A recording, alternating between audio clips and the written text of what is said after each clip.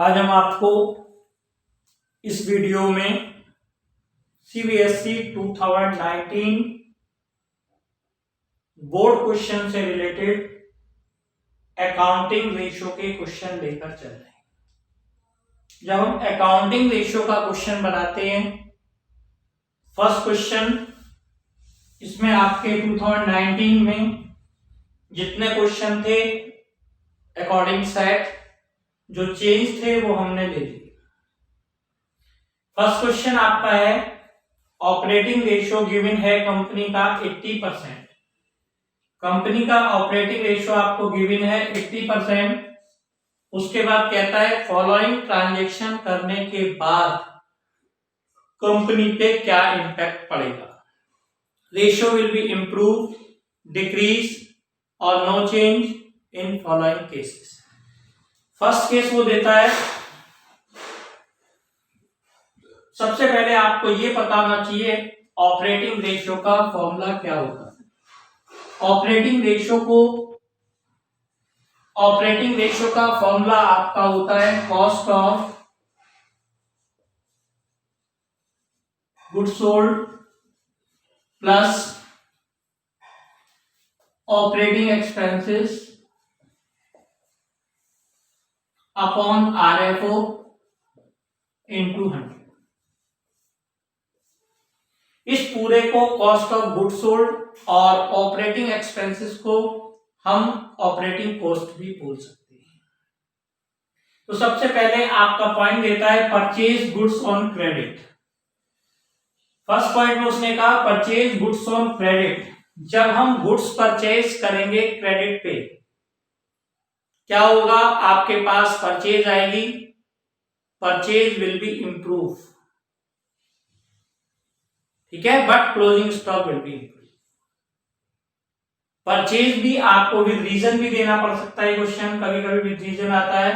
तो जब आप कॉस्ट ऑफ गुड्स सोल्ड लेके चलेंगे परचेज गुड्स ऑन क्रेडिट में, आपका जब आप परचेज करेंगे तो purchase value will be increase and closing stock will be increase.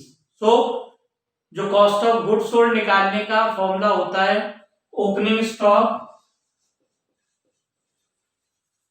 Plus purchase plus direct expenses minus closing stock. इस फॉर्मूले से आप कैलकुलेट करते हैं।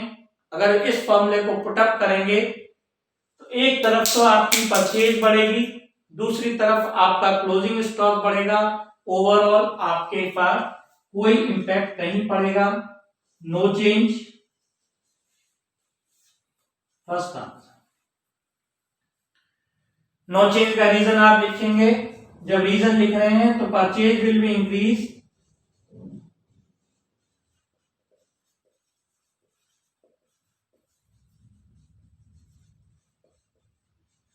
And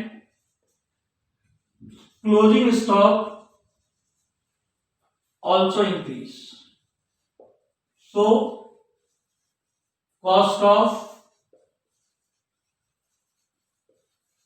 goods sold is not change, ठीक है। So ratio will be no change. Second case आता है आपका पेड वेजेस। वेजेस क्या है, सबसे पहले आपको पता होना चाहिए वेजेस डायरेक्ट एक्सपेंसेस है। प्रोडक्शन करने में जो एक्सपेंसेस लगते हैं वो डायरेक्ट एक्सपेंसेस हैं। जब आप डायरेक्ट एक्सपेंसेस लगेंगे तो कॉमन सी बात है कॉस्ट ऑफ गुड्स सोल्ड बढ़ जाएगी, तो ये इंक्रीज होगा, ठीक। आप इसको लिखेंगे when wages paid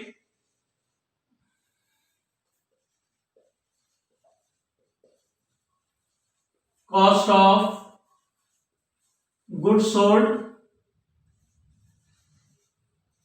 will be increase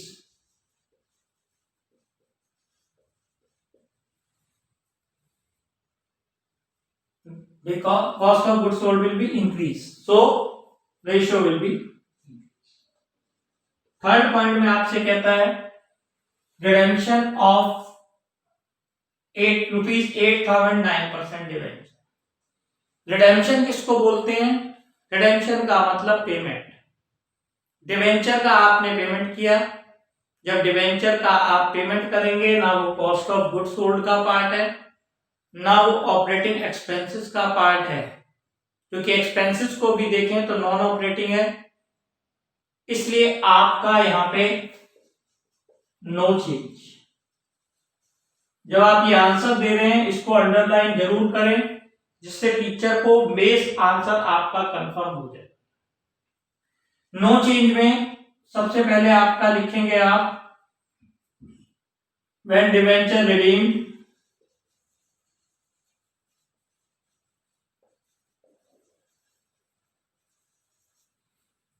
then no effect cost of goods sold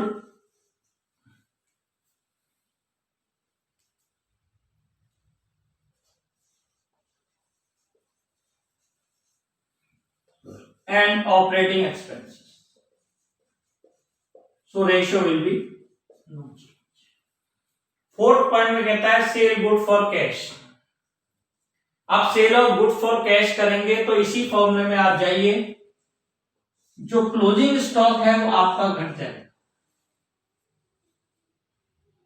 क्योंकि जब आप माल बेच देंगे क्लोजिंग स्टॉक घट जाएगा, इसलिए इसमें भी आपका नो चेंज। ठीक है, when good sold value will be change, volume will be change, बस ratio will not be change. When goods sold for cash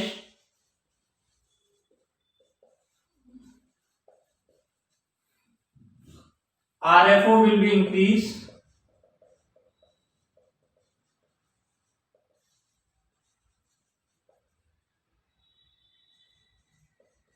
and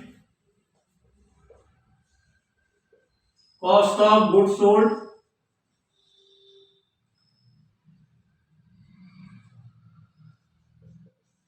will be increased because closing stock no change, तो दोनों पे impact पड़ गया, value वहीं की वहीं रही, आपका नो चेंज आंसर। दूसरे क्वेश्चन में आपसे total assets to debt ratio मांगा है।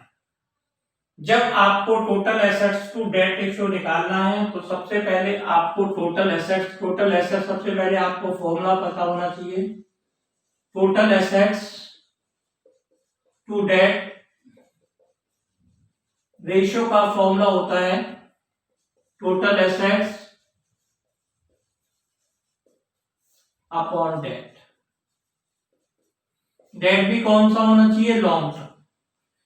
अब हमें क्वेश्चन में जाके देखना है कि हमें कैसे कौन सी वैल्यू मिलेगी। फिक्स्ड एसेट्स आपको गिवन है, नॉन करंट इन्वेस्टमेंट आपको गिवन है, करंट एसेट्स आपको गिवन है। इसको प्लस कर देंगे तो आपको टोटल एसेट्स अवेलेबल हो जाएगी। टोटल एसेट्स आपकी हो गई, fixed assets 12 lakh, non current investment 1,50,000,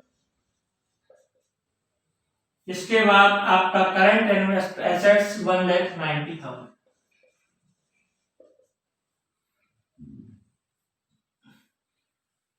15,40,000 आपकी नॉन करंट टोटल एसेट्स।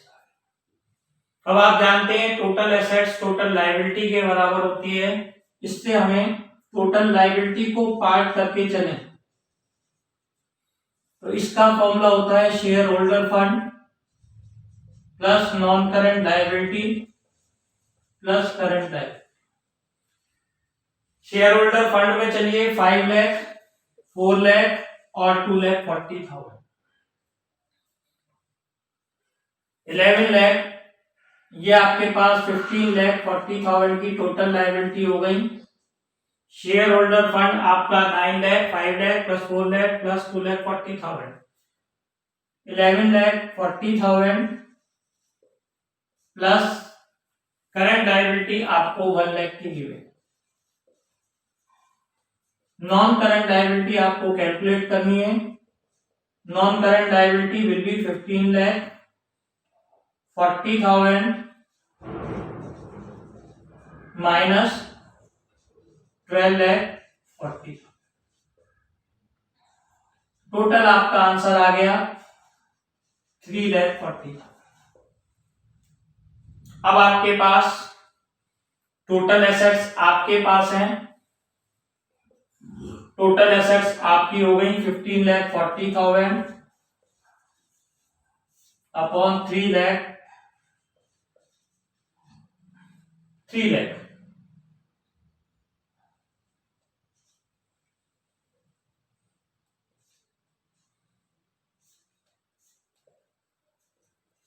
5.13:1, ये आपका आंसर। इसके बाद थर्ड क्वेश्चन में आपसे आरएफओ डिमांड की है। RFO means revenue from operation यानी सेल। अब उसके लिए आपको करंट एसेट्स दिए हैं, इससे आप करंट एसेट्स दी गिवन है, करंट रेशियो के फॉर्मूले से आप करंट लायबिलिटी कैलकुलेट करते हैं।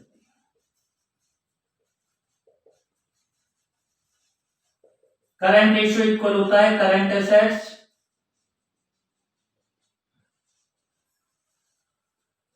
Upon current liability.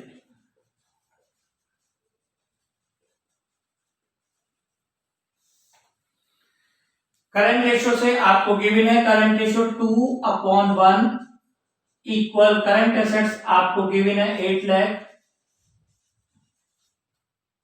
Current liability will be 4 lakh.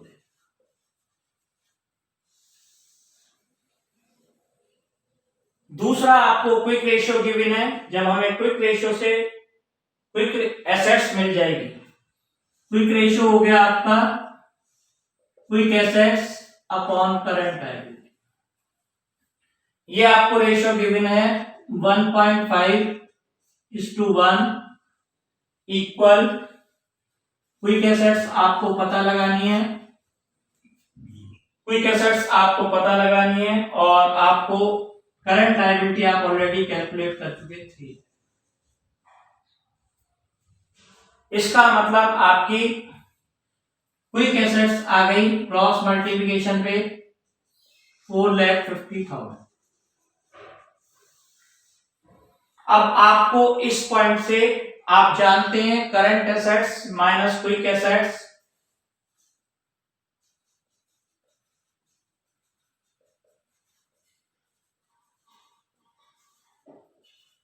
Equal stock होता है, इन्वेंट्री भी बोल सकते हैं, बोलते हैं। तो 4 lakh 8 lakh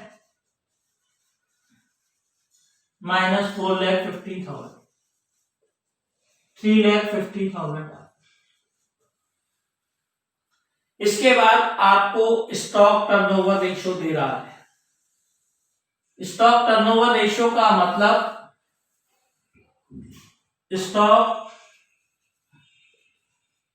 turnover ratio equal होता है कॉस्ट अपॉन एवरेज इन्वेंट्री।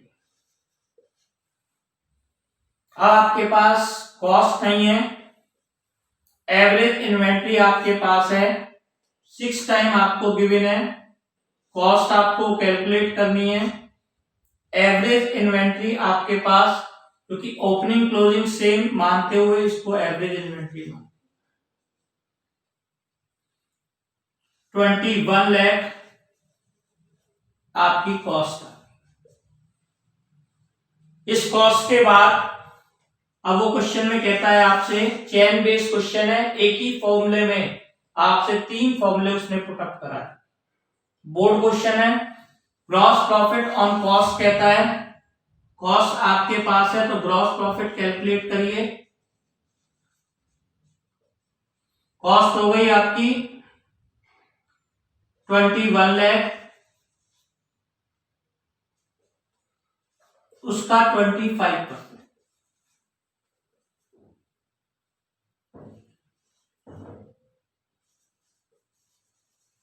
5,25,000।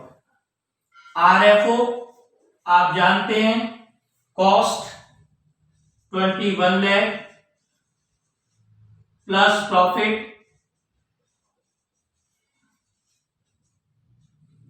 26,25,000। 2019 के मेन क्वेश्चनों को हमने लेके चले। एक पार्ट में ऑपरेटिंग रेशियो का डिस्कशन हुआ, दूसरे में ग्रॉस प्रॉफिट रेशियो, कई रेशियो उसने कैलकुलेट कराए। वीडियो आपको सही लगी हो तो लाइक करें।